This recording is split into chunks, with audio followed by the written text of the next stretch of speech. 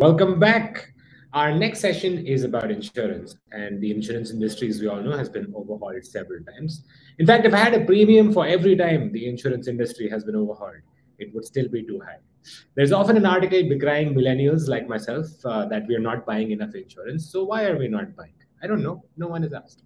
But in this space, as with every other space, and we've seen a lot of this over the conference, there's tremendous growth and scope for innovation. So here we are with the next panel about innovation in insurance.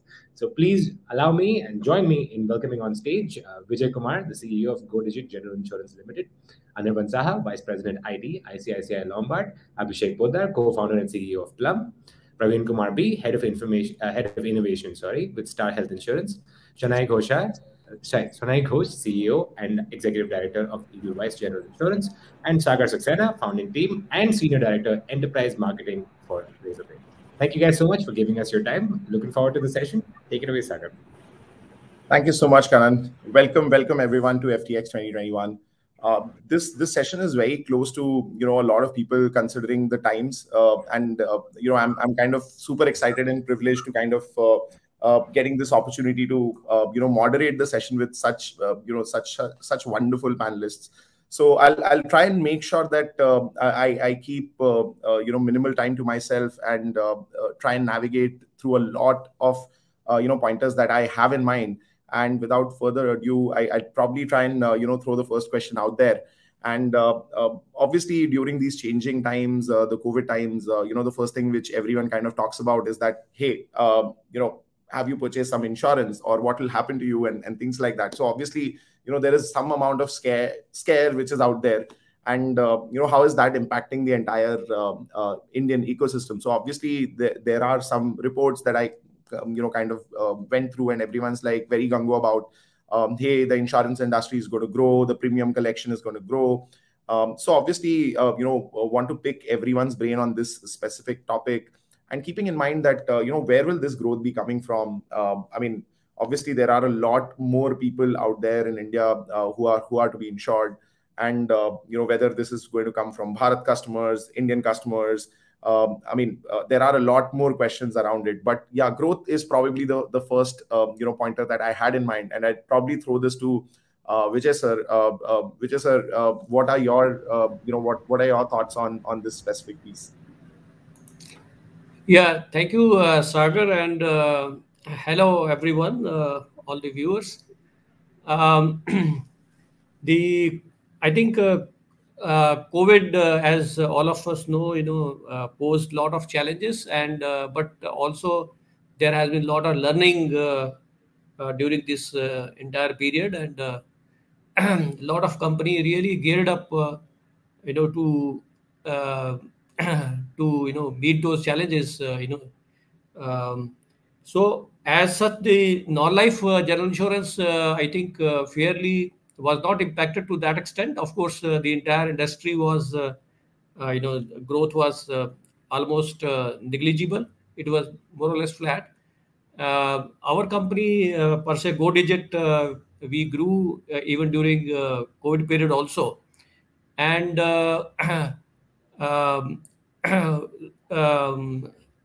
because there are a lot of, automobile, there was a setback, travel, there was, setback, airlines were not flying. So obviously, the premium was about to, suffer.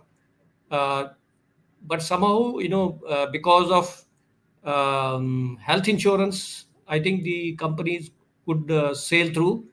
So a lot of companies actually came out with certain innovative products, and companies geared up how to service the claims during pandemic. We ourselves actually came out with certain COVID related product right in the beginning, as early as January, February 2020. So that has these were kind of indemnity and benefit based covers, because nobody knew that what COVID will behave, how it is going to behave, and what are the treatments involved. So the best thing was to pay lump sum money and help the patients. So this actually helped give a lot of support to all the companies, and there was significant growth. And post-COVID, although I think the momentum is continuing. Today, the industry is growing at a rate of 12%, and we at Digit we are also growing significantly. Close to 100%. Last month we grew at 100%. That's So phenomenal because number, sir. there are various support which is flowing in. The automobile also improving, the economy is also improving, and health of course continues to give support to the insurance industry. So overall things are looking fine, but now only we have to see the new variant that people are talking about. We need to be cautious, but as far as we are concerned, I think in my view, since we have gone through that tough phase and vaccination has happened, probably we'll be able to better manage than we could do that last year or early this year. Great, sir. I think there are a lot of insights that I probably want to come back upon, but I think Shanai, I want to throw this question to you next on the general growth trend side. And there are a lot of things that Vijay sir kind of talked about in terms of numbers as well. Would want to understand more from a generic industry point of view, that are you also seeing the same sort of trends, and is there any such sort of new trends which are emerging out now that we are seeing that maybe the COVID times are behind us? And like sir is also mentioning that there might be a chance that Omicron is not that it's not that dangerous, and now people are vaccinated. So what are your takes on this specific point? So Sagar, I'll step back a little bit and talk a little bit about the industry. The industry itself, is just not one. When we talk about the GI or the non-life industry, its definition is everything not life. So you can imagine how diverse and heterogeneous it is. And this is one of the reasons that, since liberalization, since we've been tracking it since 2000 on, the industry has never had a single year of decline. And in this period, the industry has gone through, de-tarification, which is a huge step. It's gone through the economic upheaval, the general industry has gone through life. Life has gone through a huge up and a huge down. But GI has been pretty steady state. It's sort of was the unglamorous sibling of life industry. But I think in the last 3-4 years, it has come into its own, and hopefully people are realizing the value and the importance and truly the dynamism of the industry. So I think except for last year, which was an aberration where we grew at around 5%, and we still grew, this year we are continuing to grow, like Vijay ji said, at around 12%. So, and our penetration, if you look at our penetration, is around 1% right now, which is 1/4 of the global average. So, the headroom for growth is significant. There is no question. And if you look at the various segments that are there in the industry, whether you look at motor, whether you look at health, or you look at, business insurance, home insurance, every segment has its own phase or stage of evolution, and it's a different stage. So, coming from, whether it's going to come from Bharat or it's going to come from India, I don't know what Bharat and India is. Honestly, let me clarify what I mean. When I say Bharat, I mean like small town India. I don't necessarily mean the villages of India. I mean small town India. So motor penetration levels are relatively higher than health. Especially in urban India, and especially in a segment called private car, where most of us who own our cars will have insurance. There'll be very few of us who don't have insurance. But two-wheelers, where the usage of two-wheelers is much higher in Bharat, or commercial vehicles, which is a separate segment, penetration levels are very, very low, which is why the overall penetration or the uninsured number of vehicles or percentage in India you hear as high as 50%, which is alarming, right? So this is where it comes from. So this segment will get its growth in the coming years from Bharat.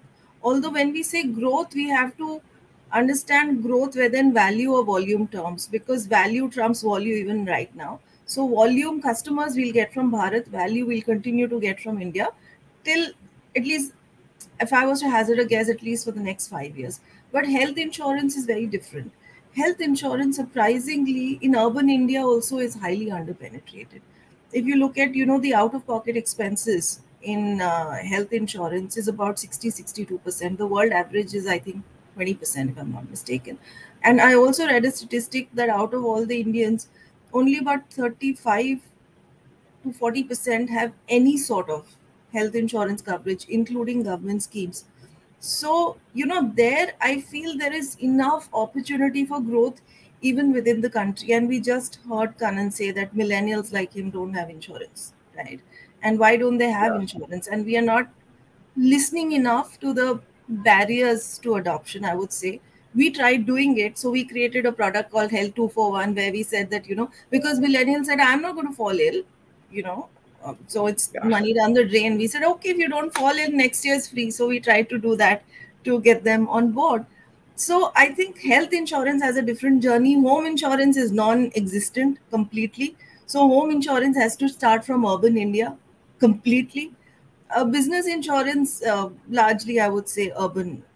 Agri insurance is, of course, rural. So different segments of insurance have their different pockets or vectors of growth. But growth is undoubtable and undeniable. And even in a segment like group health insurance, which one thought that, everyone wears the growth. Look at the growth that we're getting today. And not all the growth is from increase in premium. A lot of growth is from newer companies, and I'm sure Abhishek would vouch to that. Newer companies waking up to the realization that it's an important benefit to give employees. And we have COVID to thank for that. There is no question about it. Okay. Companies are coming out and saying small companies want to give their employees health insurance. They want to give their associates health insurance. In fact, Vijay referred to the COVID product. In 2000 March, when the COVID breakout happened last year, we actually gave COVID insurance to Ola drivers and Dunzo delivery boys, which we continue to do today, because at that point of time, this was an uncertainty. So there are these things that are driving growth. So I think there are many vectors of growth. Very difficult to, paint it all with one brush and say Bharat or India. Different pockets, different segments, different growth, but growth undeniable. Makes sense. I think I'd probably at this moment go to Abhishek, and Abhishek being, Plum being a partner with Razorpay on the group insurance side, I've actually seen those aspects as well, and have realized that the amount of growth that we've seen on that front is definitely undeniable. And what we've seen, is something that I probably throw the ball to you, and probably ask this thing from a general SME point of view. That how are you seeing from those aspects in terms of how the industry is moving, considering that that's probably one of the area of expertise for you folks. No, absolutely. I think I'll very much echo what Vijay and Shanai mentioned on the growth side. I'll answer this in two parts. One is some of the observations that we had on what is driving this growth. And then I'll come to your question on the SME part as well. So I think there are some underlying transformations that have happened in the insurance industry for the good during the last 2 years. We observe four major things. One, if you look at the speed of development of new products, insurance industry was not known for rapidly innovating in terms of new insurance products. But during COVID, we saw almost all insurance companies, including all the panelists that we have, coming together to build new products at the speed of weeks or months rather than years. And Vijay was talking about how quickly they launched the COVID-19 product with Digit, right? That's an example of one such product. So I think it has changed the pace of development in this industry. The second change that happened in the industry was the kind of distribution that happens. This industry was very physical agent-led distribution. And what COVID did was it really restricted the physical meetings that someone could do to sell insurance. And hence the companies and the intermediaries were forced to think out of the box on how to now run their business. And that really built a new wave of digital distribution, which includes how to build pricing online, how to make policy purchase online, how to make policy issuance online. The third change that we observed was the simplification of insurance policy terms and communications. And this was driven by number two in a lot of ways, because you're now doing things online. There is no other way than to simplify your insurance policy. Instead of 20, 30-page policy documents, how to give a policy that can be explained in one simple mobile UI or a web UI. And we at Plum also take that philosophy to our heart, right? So for example, one of the things that we follow is, hey, we have to build products that can be understood by a 10-year-old person rather than 30-year-old person who has used insurance. And the fourth change that we saw was the digital ecosystem that is getting created around claims processing.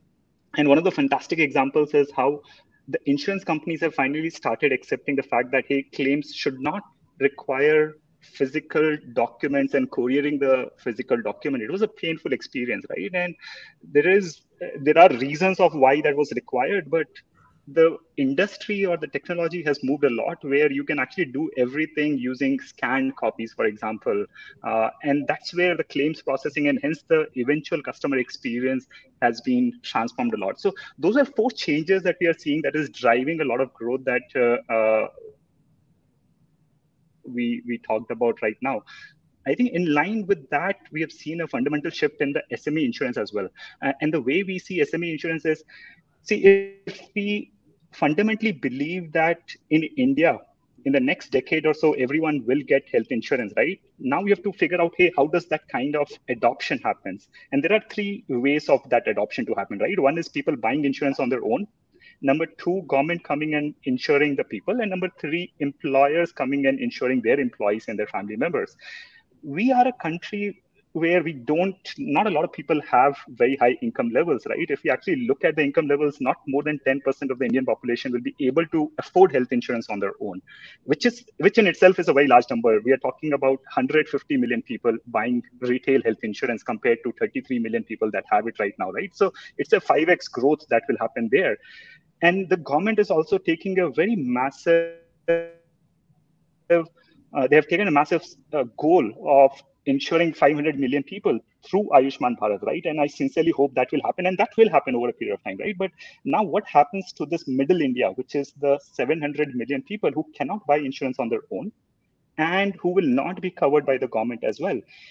And there our core belief is that it is the employer-sponsored insurance for the employees and for the family members that will help us with that kind of penetration in India. And if you reflect on any country that has very high distribution of insurance, right, be it US, be it European countries, be it a lot of Asian countries, and if you see how they achieve that kind of 100% penetration of health insurance, it was largely driven by government-sponsored insurance or the employer-sponsored insurance, and India won't be any different. And that is the core of why we started Plum in the first place, which is, hey, if that is the opportunity, if that is a larger opportunity, and right now the corporate insurance or the group health insurance is restricted to the very large corporates, how do we build something? How do we simplify something that can be bought by companies of any size, be it 10 employees or thousands of employees? So that is our core belief of why we think of the SME opportunity. Sure. So let me take the segue to Praveen, and we actually talked a lot about the entire health insurance piece. And Praveen, I want to very quickly kind of jump to the next topic as well, and that's actually around why is innovation required, to be honest, at the first place? Is it something which is which is where the industry is kind of just trying to aspirationally chase something, or is it really is it really required? And from that perspective, I think you'd be in the perfect position to kind of take that up.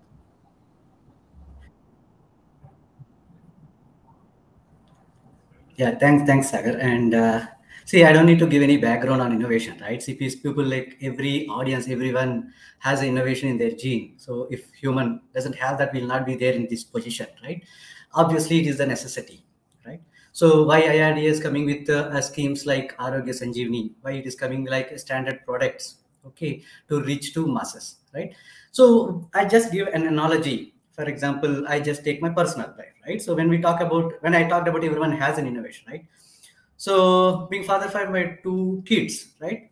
So one of my thing is I want my kids to eat well, And in South India, predominantly, idli and dosa is a common, and they say boring idli and dosa. And how do I make them interesting, right? So I have to look something interesting, like I cut this idli, put some cheeses, I make some spread on dosa.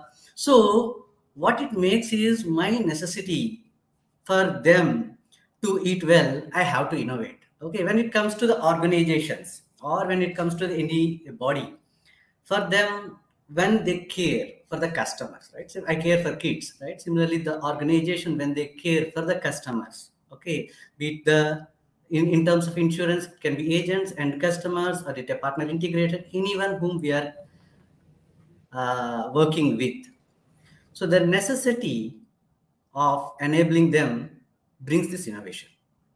That's my point with respect to innovation. And there are again different areas, and how do you innovate, right? So you can offer freebies kind of a stuff, engage them, or make them healthy. Okay, I want them to take insurance. Insurance is a hedge. Okay, predominantly I want to touch on the importance of insurance. It's my practical experience. When I left my job to start entrepreneurial journey, my father fell sick. It's almost like a COVID situation that time. It's pneumonical, right? And I have no job, but the insurance that helped me. And a recent experience with one of my friend, he spent around 20 lakhs, and unfortunately he lost his mother, but no insurance cover. So you imagine a normal person, if has to go through such a pain, their entire financials will go for a toss, and they will come down. See, that is why I think the organizations like IRDA, they're coming with standard products to make sure the insurance is affordable. And if you read the recent report of Capgemini on World InsurTech, so one of the things they suggest is care, okay, convenience, advice, and the reach. So this is very, very important. So I bang on the advice because people should aware. See, even a lot of educated people, they say, I'm healthy. Why should I need insurance? I've been paying insurance for the last 15 years. I have never claimed. But does it mean that I don't need insurance? No, because you never know what happens. Had anyone ever predicted such like COVID pandemic we will see in our lifetime? No. So what the insurance provides is a risk averse. That means in kind of eventuality, okay, you have something to bank on. That is where predominantly most of the insurance companies come forward and help. And IRDA is predominantly coming with a lot of standardized product to make insurance reachable to everyone. Sure. And Praveen, one very interesting thing that I figured from your, your thing is care, which is convenience, advice, and reach. So on that front, I think the biggest point, obviously being the first one, is convenience. And Anirvan, I wanted to get your thoughts on this convenience piece, specifically from from the point of view of maybe digitization altogether for how do we say distribute insurance products, how do we make sure that people are educated about it. So on this this convenience part, I think that's probably the biggest question which is out there. What are your thoughts that when we are talking about convenience, how much big role will educating the customers, making sure that we have a digitized journey play? And do you think that that's something which is currently happening, or is it something where we still need to push the pedal a little bit? Thanks. I mean, see, I work for ICICI Lombard. It is one of the largest private sector insurance companies. We have a core belief that technology is a key enabler for our business success, and we want to use technology in all aspects of our business. And digital solutions are at the heart of all technology innovation at this point of time. So the way we go about it, a very simple process of going through this. We have a fairly diverse product portfolio. Consumers have to make complex decisions to very simple decisions. So that can be the simplest decision is when you are taking an Ola ride and you have to decide whether you want to take an ICICI Lombard insurance or not to protect that. Ola ride, to a very extended decision making when you are buying health protection for your entire family. We have, and it's true for many of my colleagues who work in the general insurance, we have diverse product portfolio. So we look at digital as a way of life, and we have to think of the customer journey beyond just the purchase. And we have to start thinking from the entire process, how they engage with us, how they actually buy the insurance, how we service the insurance, how we handle claims, how we make sure we are enabling them to renew the customer, and so on and so forth. So we actually built an app called I'll Take Care to help in this whole engagement process, and we have extended this to all of our retail customers. It started just before the pandemic, so by the time the pandemic started, it was already in place, and that helped us reach out to our customers in a very seamless way through this app. But as we build features in that, we realized that we have to do a lot of micro segmentation of our customers and do needs analysis of each segment. So we looked at wellness, right? So we brought in some wellness partners, and the other aspect is health. As soon as we look at health is very closely tied with wellness. And as insurance companies, none of us have the expertise to provide wellness services, whereas any wellness service that we can provide to our customers not only helps the customers, it helps us, it helps the entire industry and the entire country. It's beyond just making money out of this. I mean, health is a very important aspect, and we are a key stakeholder in the whole healthcare process. So we've brought in partners who are wellness partners, and we have integrated them into our overall journey. When we looked at this journey, we saw that healthcare starts with OPD services. Everyone does not just need hospitalization at every instance. So we started with something like telephonic consultation with the doctor, and I'm talking during the pandemic, this was a big help. People were so nervous. I'm having a cough. I want to know whether I've got COVID. This was constantly a worry that people had. And a lot of our customers were calling our call center and saying that I want to go to a hospital, but I'm not finding a hospital, bed, or even I'm not finding a doctor who will treat me. If you remember, during those months of March, April, a lot of doctors were, also a little bit worried about treating patients. So, the whole physical touch was so worrying for everybody. And there are, at the same time, there are hugely, dedicated doctors who braved through COVID, and, that obviously there are doctors of all kinds, but the number of doctors were less than what is available. In any case, in India, just from a regular visit perspective, sometimes you have to wait months to get a good doctor. And at that point of time, creating this whole OPD consultation over a telephone really helped a lot. People could just call up the doctor and get some quick advice. And if they really needed a consultation with a physical doctor, we would then enable that. And that's where having an entire partnership actually helped quite a bit. Now, when we went beyond this and we started looking at the needs of this one individual who is probably staying alone at home and has fallen sick, we realized that just doctor consultation does not help. You have to add pharmacy services so that his medicine gets delivered at home.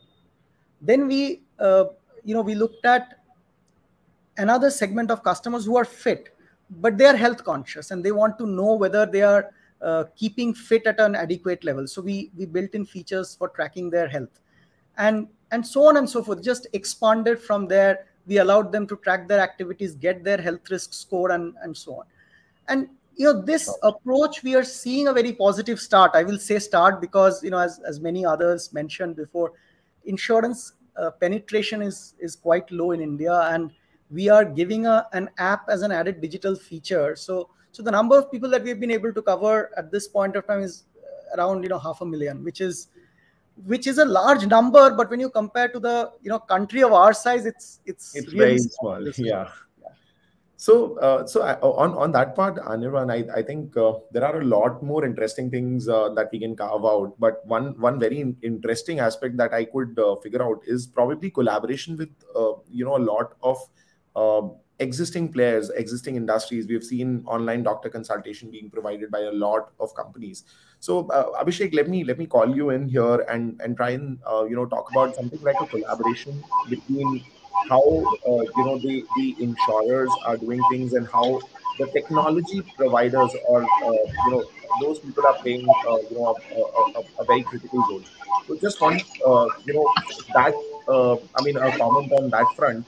That where do you see this going? Is it something where the people like the insurance providers might actually start building those things, or is it where they will start collaborating and probably getting to the probably getting to the thing, getting to the solving the problem along with some other players? No, that's a great question, Sagar, and Anirvan touched upon it, right? I firmly believe that it's the only way for us to capture this opportunity, right? And when I say capture this opportunity, think about the size of our country and the scale of work that needs to happen with respect to penetration of insurance. It is impossible for the limited set of insurance companies to build distribution on their own.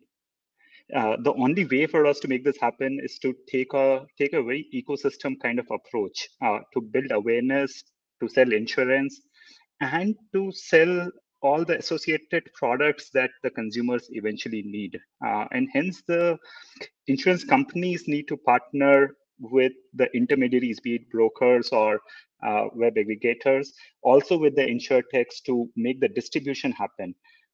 Insurtech partners, right? For example, Plum, we partner a lot with fintech companies, with HRMS companies to further the distribution, right? And a great example is actually Plum partnering with Razorpay to distribute insurance to all the Razorpay's payroll users. We, in fact, in the announcement that Harshil and Sashank did yesterday, where they announced Razorpay Rise, which is an initiative for startups, we partnered with Razorpay one more time to offer insurance for all the startups that join the Razorpay Rise program, completely complimentary, right? So these kind of partnerships needs to happen to capture this opportunity or the scale of the opportunity that we have. And this kind of penetration or this kind of partnership will happen in different dimensions. It's not just insurance company and distribution companies partnership. It is insurtech and fintech company partnering. It is insurtech and health tech companies partnering, and maybe a lot many partnerships that the panelists here can also talk about. Sure. So let me actually call in Vijay sir. Considering that one of the other partnership that I wanted to talk about is probably the partnership between insurance companies and the brokers and the web aggregators. I believe that is also where we are seeing like a lot of innovation kind of happening, and with with good amount of IPOs happening in this calendar year, with even Star Health kind of getting listed today, and even PB Fintech getting listed. So a lot of these kind of resemble that the entire sentiment for the sector, be it for web aggregators, is also very positive. For brokers is also positive. But what kind of role, sir, do you think the brokers play specifically when it comes to the problems like the reach? Because I think one thing that we all kind of agree is that obviously there are a lot of innovations which are happening on the front, where we are trying to get care packages, or even trying to build app for making sure that people who are already in the gamut of these insurance products can actually get benefit right from their home. But what about those those kind of reach related problems? And do you think that these insurance brokers, or maybe the insurers directly, will have like a bigger role to play on that front? Yeah. So, Sagar, when I think you were on mute. Now I can hear you. So please. Yeah. So I was saying there was a time when the customer used to walk into the insurance company's office for other policy or claims. That was also a phase. But now the situation is quite different, where either the insurer has to reach out directly to the to the customer, maybe remotely online, or possibly there is an intermediary, maybe broker or the agent actually, who has to probably, customer prefer his presence, or maybe prefer to deal with him or her. So, but in both scenario, I think the digital capability, I think, is a key to the to current operations, to be seen as successful. So I see brokers' role very, very important even in today's scenario, because as an insurance company, if you have to really build up, scale up the business, we have to be part of the the ecosystem that is prevailing at this point of time. And there are various line of business which are controlled by various intermediary, various, for example, the motor business, new car or maybe new vehicle business is largely controlled by large brokers, and which are maybe representing some of the OEM in a way. So so if you have to tap those, you have to approach through them. There are older vehicles which are or maybe the health, probably mostly it is happening through the agents. And there are certain other business which is also happening through brokers. So so what we have to ensure this as insurance companies. So whosoever is intermediating the business on our behalf, there is a ease of transaction. The partner is comfortable with us, and the partner is as far as possible digitally equipped, and there are no hassles. So to really survive in this market, I think broker's role is very, very critical. And I can say that the kind of innovation that is happening at the distribution side, whether the brokers or web aggregator, I think is amazing. Equal innovation, or equal, equally they are also evolving in terms of technology, and making themselves compatible to the company's requirement and the customer's requirement. So their role is very, very critical. And motor, of course, lot of things have changed. A lot of digitalization has happened already. But health, some improvement is happening, where the broker's role and insurance company's role is significant. But there are a lot of non-motor other kind of business, which is where lot of things to be done, and without the contribution of the brokers, I think is really, really difficult at this point of time. Sure, sir. And I'm sure the way we go forward, I think everything is evolving, and on the tech side also, the distribution on the high ticket size line of business will also get evolved. Sure. So in fact, I want to bring in Shanai and even Praveen, both of them, because I actually have this specific thing, and it is kind of linked to the health insurance side of things. What we've realized is that almost all the times when we are talking about the entire market being penetrated, a lot of it has to deal with the education of people not being there. So I think this is where a lot of folks are trying to do various variety of things, and I just wanted to throw this question to you both.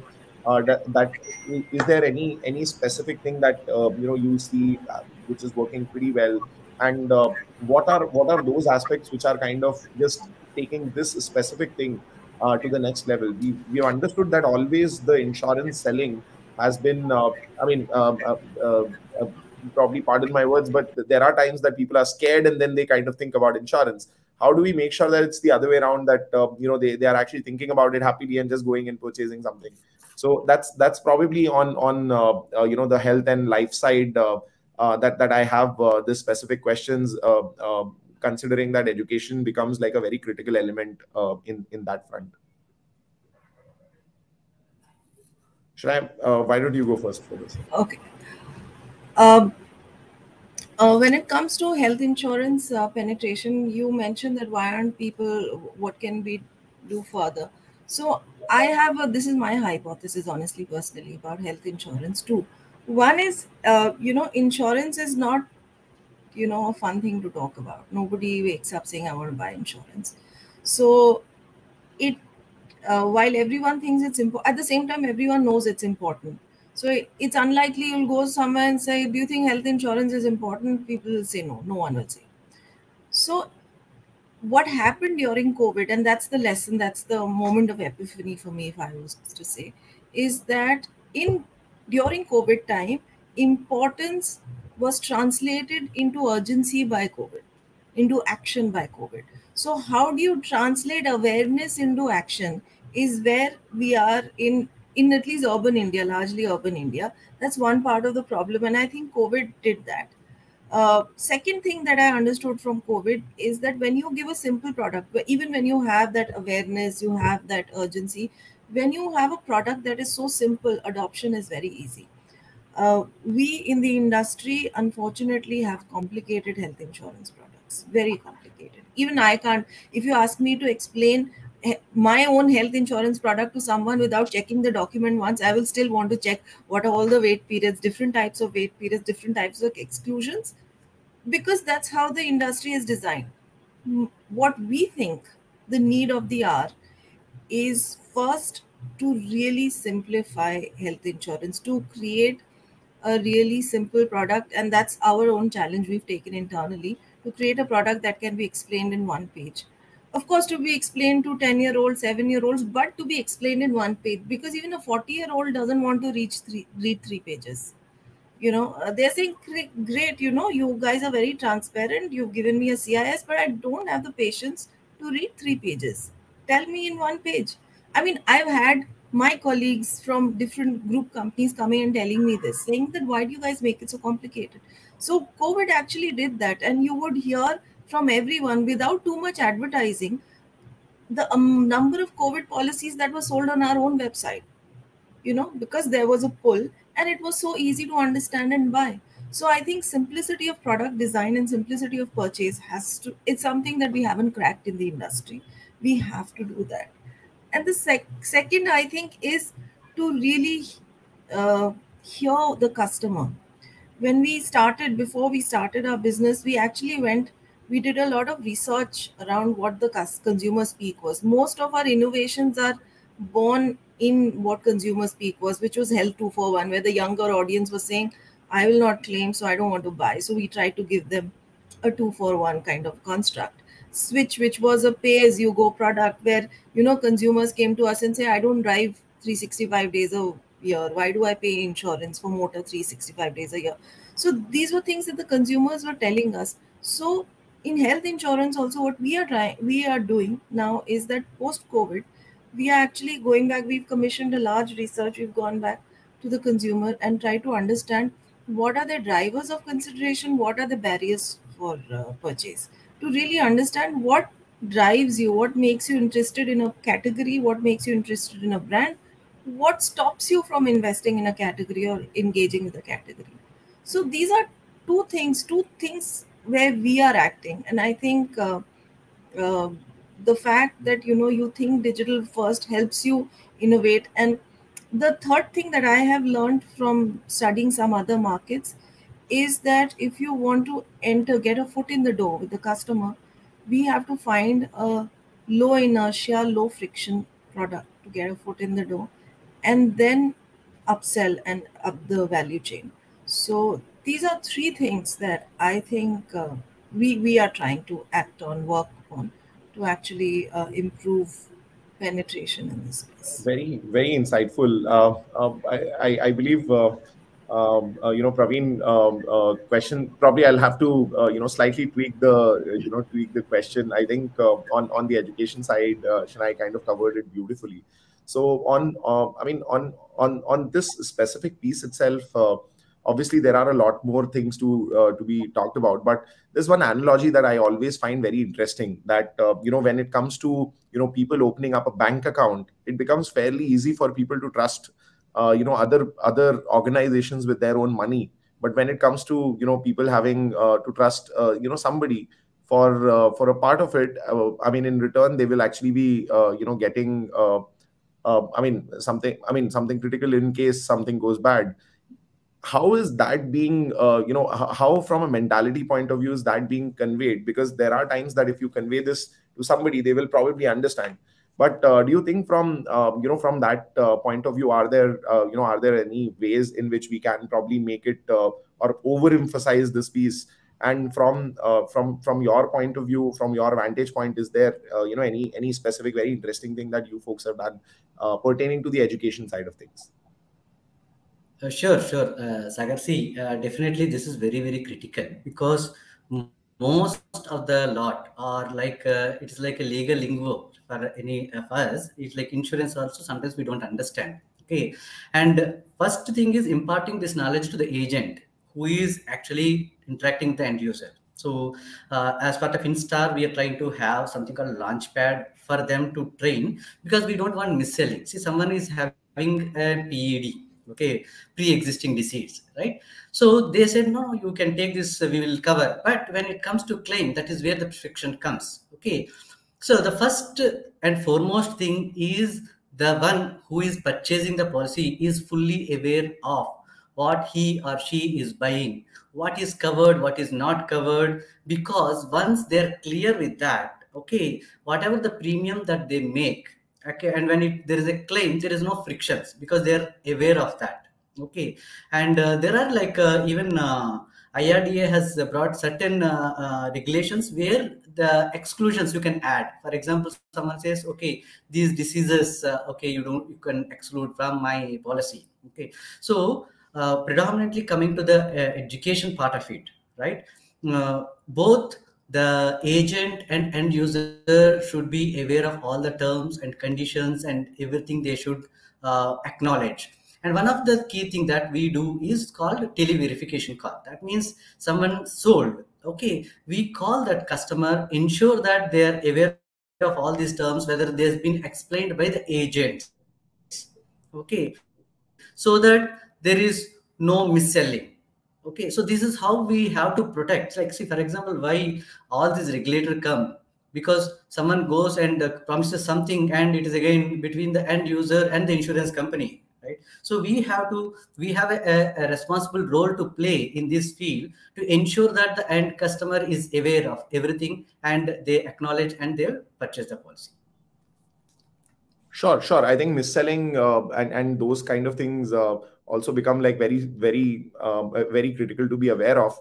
I think I'll probably draw a segue, considering that we are kind of at the 48th minute. I'll probably try and bring in something which is very close to me, which is around the payment side of things.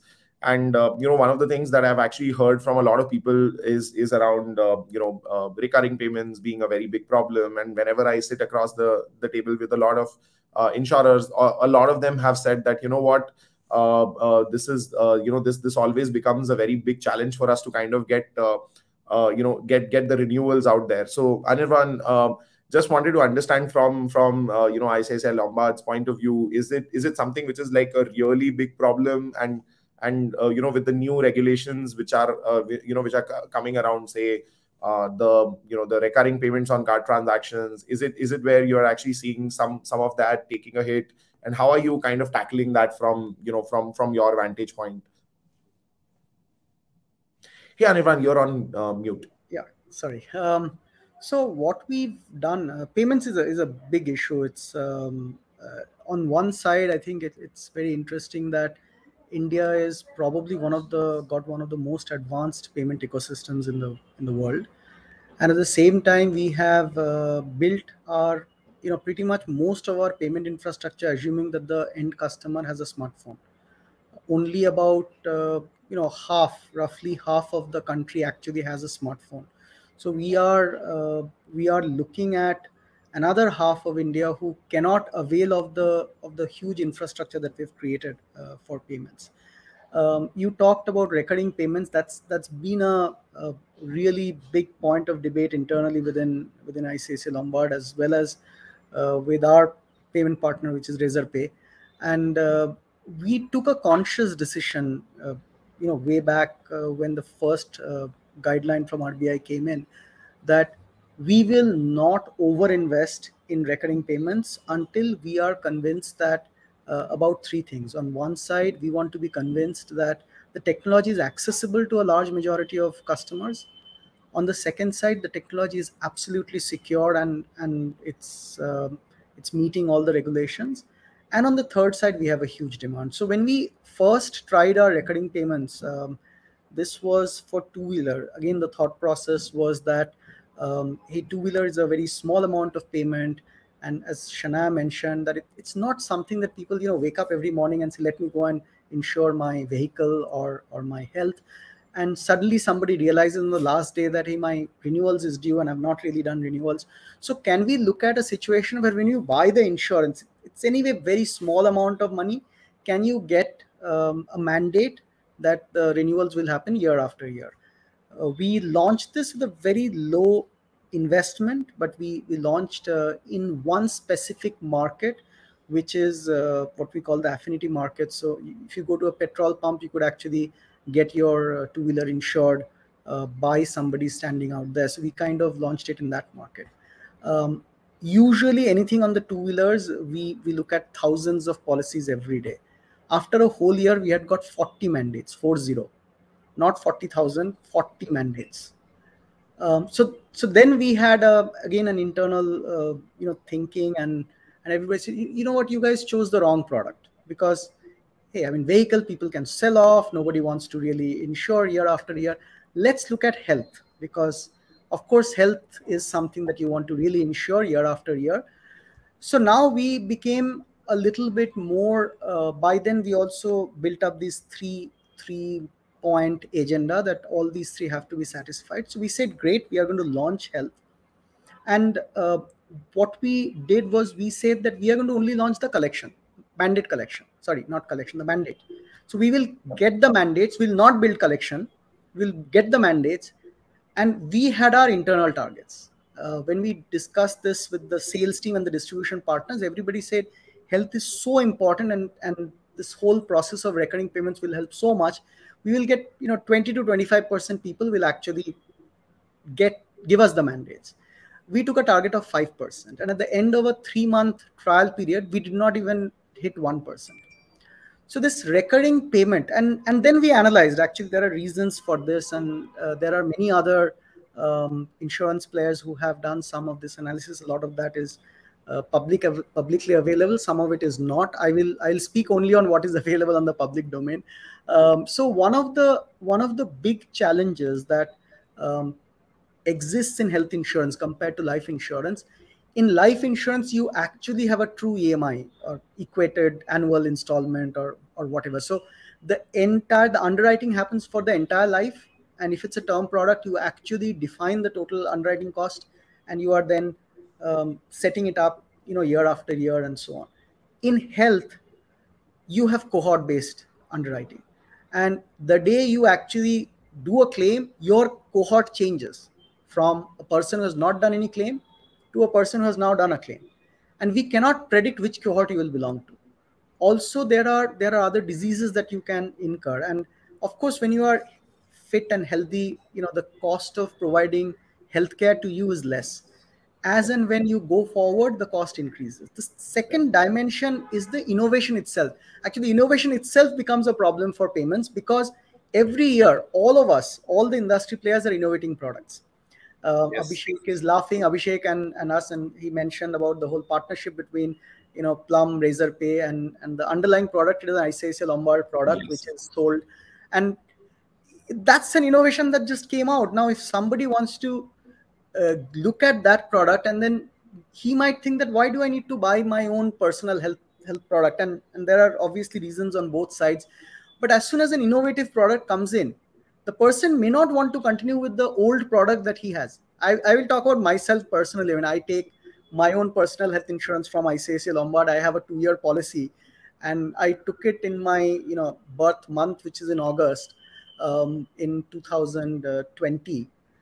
In November 2020, we launched a product which is, the day the product was launched, I was literally screaming at myself, why am I not going to be able to? And obviously, it doesn't make sense to buy a second product. We call this the new comprehensive health insurance, and it has components of travel insurance in it. It has components of various things, which, again, the kind of life I lead, that is absolutely perfect for me. And I just bought something 2 months back. So these are the challenges why payment is not a problem. I want to make it clear. The payment is the easier part. So the RBI regulation, while that impacts theoretically, and it impacts a lot in, let's say, the life insurance industry, because there the underwriting is such that you are underwriting for the whole life. Yep. Our underwriting is, it can be extended to whole life, but it depends on various other factors which change on a year by year basis. Sure. So I think, Anirvan, very, very interesting insights. I believe we are running out of time. I'll probably still squeeze in a very quick one-liner from you all. I think a lot of people are entrepreneurs who are out there. So I'll probably probably ask one one-liner sort of advice from you all in terms of any messages for people who are trying to do something in the insurtech space. Starting with you, Anirvan, any advice for people? Sure. I think, the insurtech space is a very, very important partner for us, for all of us who are players in the health insurance. We work with at least 40 to 50 insurtech players, including Razorpay, including Plum, and various other. From the Razorpay and Plum, which are the unicorns, to the smallest level startup, we have partnership with everybody. So my only advice to everyone will be innovate, find out innovative new products. As an insurance company, we always look for innovative solutions, which we will be happy to partner with. Great. Vijay, sir, over to you. Any one statement advice for entrepreneurs who are out there trying to do something in the insurtech space? Yeah, so most of us are manufacturers of the products, and there are definitely from manufacturing line to end user, I think there are a lot of gaps, and there are a lot of areas which need to be filled, and that is where I think the role of insurtech and the solution providers definitely is required. Second, also on the artificial intelligence, and because as Anirvan was mentioning, in recurring payment, actually there is no issue of payment per se, but the issue is more on the underwriting side. How do we reassess the customer and then price rightly. So I think all these new age technology will support in all those. Underwriting is the major problem for us in any non-life companies, and this is where a lot of solutions are required. From the insurtech and the solution providers. Shanai, last words from your side for entrepreneurs. So I would say that there are three participants large participants in insurance. One is the consumer, the other is the distribution, most of the times, and the third is insurer. Amongst all these stakeholders, find the gaps, have razor sharp focus on the problem you're trying to solve.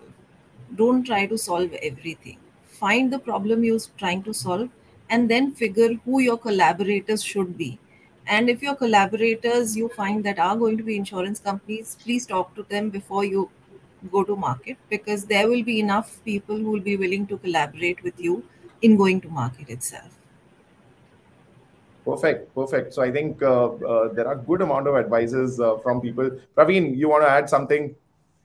Yeah, one key scope that we have is with respect to bite-sized and behavioral-driven. Okay, today we still not have seen behavioral-driven products in the market, and IRDA provides a sandbox environment. Okay, so people can come with new ideas, and they're okay to amend their regulations in that space. And the next big thing is the claim. So everyone today, one of the biggest thing is a claim. So if you can make claim hassle-free journey, I think nothing like that. So these are the areas people can concentrate on. We inside also will be focusing on that. Oh, nice. So I think, yeah, in fact, Sandbox was one thing that I wanted to cover, but yeah, in the interest of time, we could not talk about it a lot. But yeah, very interesting point. I think last, Abhishek, your take. Yeah, if you're an entrepreneur like me, who had zero experience with insurance before starting the company, I would recommend 4 things that we did, right? Talk to your customers extensively to understand what you are trying to solve. Talk to players in the ecosystem to learn the business, to learn how you're going to build it with them. Number 3, build an understanding of regulations. It is very important. Figure out what license you need, get the license, don't take shortcuts. And number 4, insurance is a very unique industry where you require a lot of patience and persistence. So be ready to play the long game, no shortcuts. No shortcuts. I think that's very precise. With that, I think we are out of time. There are a lot of people pinging me that, hey, this is kind of going beyond the hour mark. So thank you so much, all the panelists. It was really amazing to actually get good amount of knowledge from you all. Thank you. Over to you, Kanan. Thank you, Sagar, and thank you everyone for your time.